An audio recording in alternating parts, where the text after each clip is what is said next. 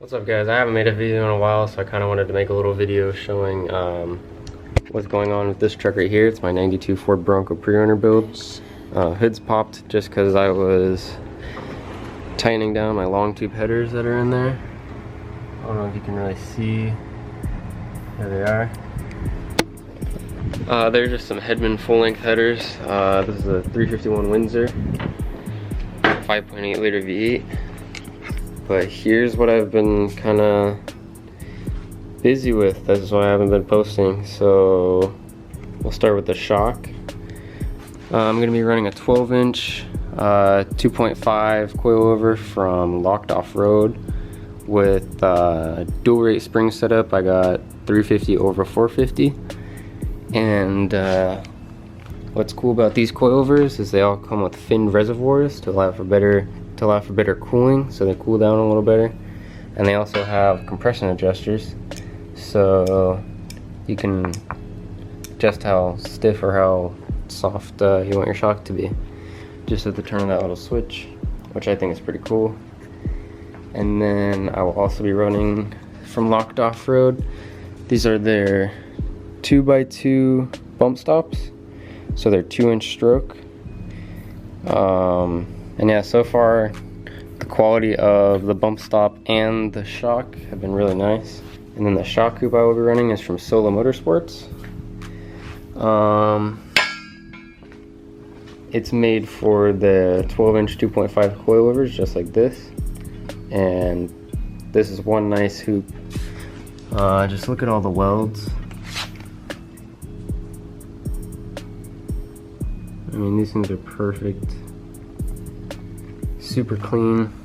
Everything is absolutely perfect. All the geometry, all the angles, everything is perfect with these shock hoops from Solo.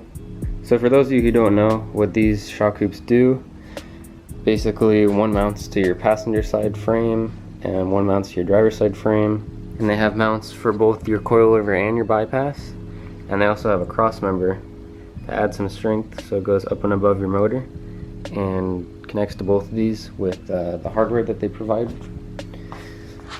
So you got all this hardware, and these smaller ones are for the crossbar. That's how they mount. And these bigger ones are actually for the hoop itself. They're not meant to mount. You don't just put those in. It's more of as a tool to line them up and get them sitting where you want them before you weld them to the frame itself. And then also something really cool that they did for me, which I really appreciate, is they gave me these little doubler plates for the radius arms, because the bump stops have to bump on the radius arms, but they bend sometimes. So if you can see up here, it's kind of hard because the coil is like right in the way. But this plate right here, that's where the bump stops will bump on. So once your coil comes off, there's a little bolt in there underneath all this stuff, and you unbolt it. You put this on right here, you bolt it back down, weld this all on, and it stiffens it up and gives you a place to mount your bumps to, and makes everything a lot cleaner and easier to work with. They also include all the mounts that you need for the lower shock mounts. So you take these, I don't know if you can see. So you take these and you weld them down here on the frame, right about here, and then you have your lower shock mounts, and your coilover will just mount right up. You do have to cut out all this inner fender well, all this plastic stuff, but that's not too big of a deal. And I also built a skid plate bumper for it. Came out pretty good, thanks to Carson and Jared for the help. But yeah, this video is going to be more of an update video on what's going on with the truck and why I haven't gone for so long. So stay tuned for the next couple videos. They're going to be installing this whole long travel kit onto the Bronco.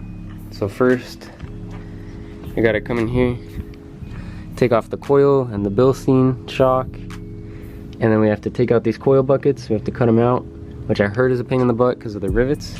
but it shouldn't be too big of a deal to get them out of there. And once we do that, we'll mount up the new shock hoop from Solo.